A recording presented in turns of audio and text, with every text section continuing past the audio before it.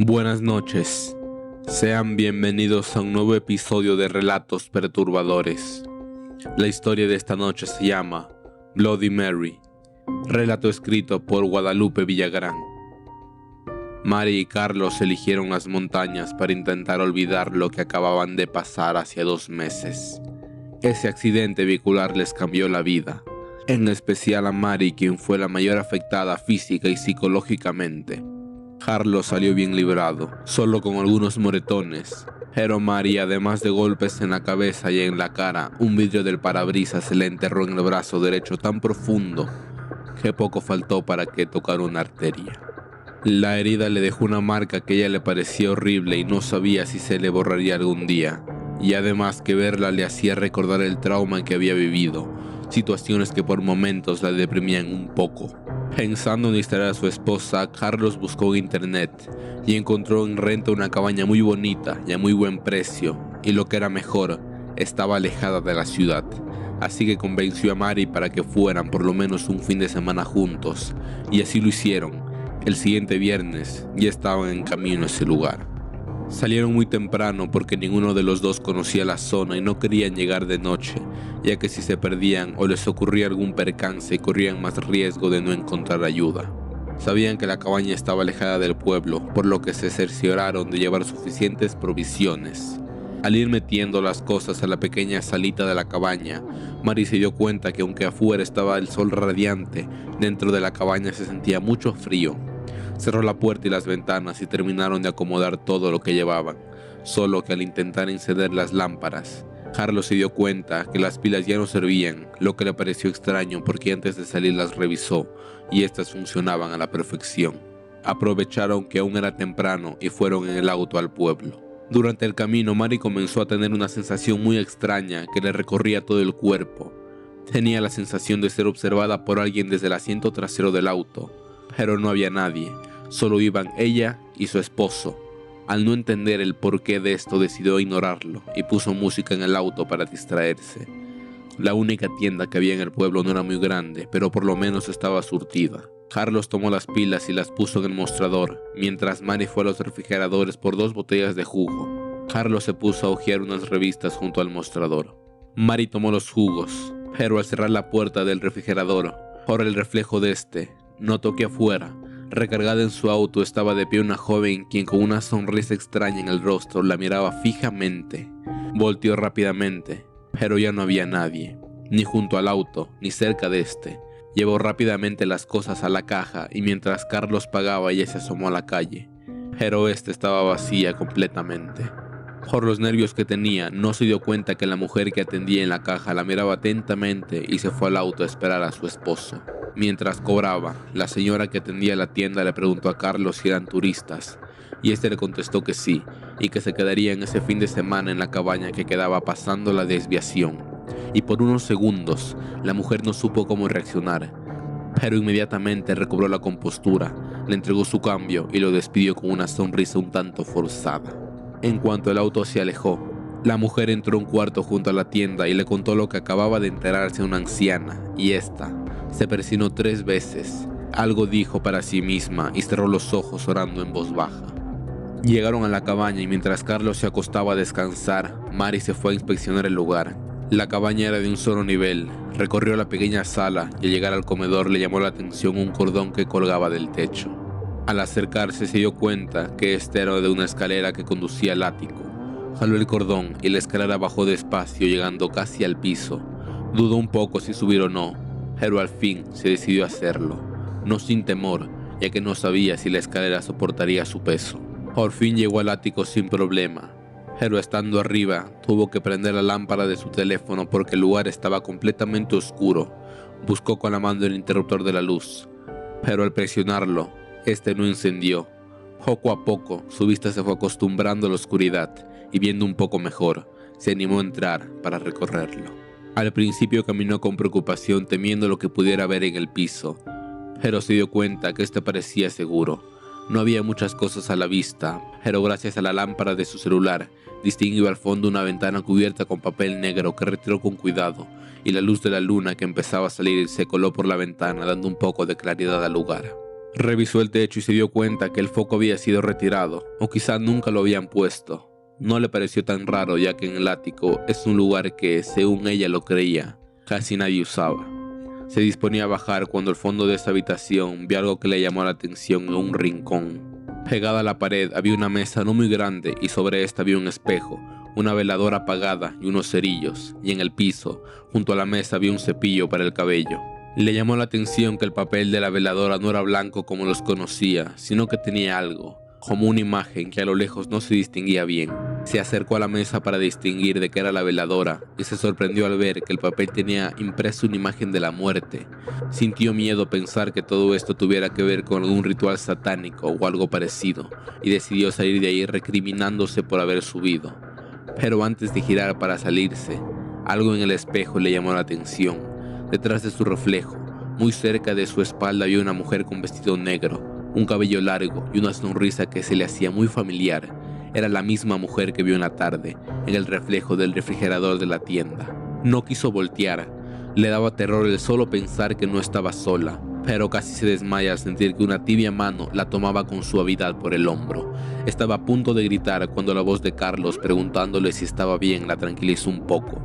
Dudó si sería buena idea contarle lo que había ocurrido, pero sabía que su marido no creía en nada esotérico, y menos en fantasmas, así que seguramente diría que todo era parte de su trauma por el accidente. Él la tomó de la mano para cuidar que no se fuera a caer, y caminó para recorrer el ático. Mientras caminaban hicieron comentarios sobre lo extraño que se veía todo lo que había ahí, pero, como Mari imaginó, Carlos le restó importancia. Pero lo que ella no sabía es que no lo hizo por escepticismo, sino porque lo que menos quería era que su esposa se sintiera intranquila por nada, y menos aún en un lugar donde la había llevado a descansar. Pero Mari ya no se sentía tranquila. Las apariciones de aquella mujer y todo lo que vio en el ático ya la habían puesto muy nerviosa. En el momento en que Carlos le dijo a Mari que bajaran, escucharon un ruido que venía de afuera acompañado de unas voces. Se asomaron por la ventana del ático y vieron a la mujer que los atendió en la tienda del pueblo acompañada de una anciana quien echaba agua alrededor de la casa, mientras parecía que rezaba. Carlos les preguntó qué hacían y la anciana les gritó que se fueran de ahí, que aún estaban a tiempo, que por favor lo hicieran antes de que les ocurriera lo mismo que a los otros, y se marcharon rápidamente sin esperar respuesta. Bajaron del ático confundidos con lo que estaba ocurriendo. Primero lo hizo Mari y detrás de ella bajó Carlos. Pero antes de poner el pie en la escalera alcanzó a ver algo tirado en el piso que le llamó la atención. Un papel con algo escrito a mano y que se notaba que alguien lo había intentado quemar. Se esperó a que Mari fuera a la cocina para poder revisarlo bien, y contenía las instrucciones de lo que llevaba por título El juego de Bloody Mary, y había una pequeña explicación en la que mencionaba que se usaba para invocar un espíritu.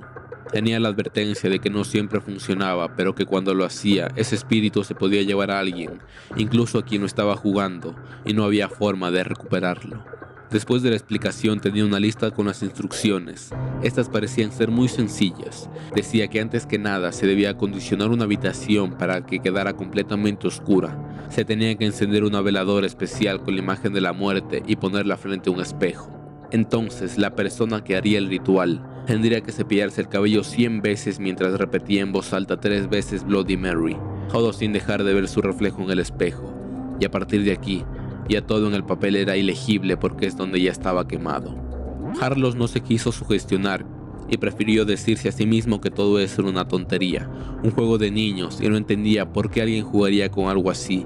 En ese momento llegó a su mente las cosas que encontraron en el ático. Justo, el papel oscuro cubriendo la ventana, la falta del foco, la veladora con la imagen de la muerte, que por cierto se veía que ya había sido usada, y el cepillo en el piso. No tenía duda que alguien ya había jugado ese juego.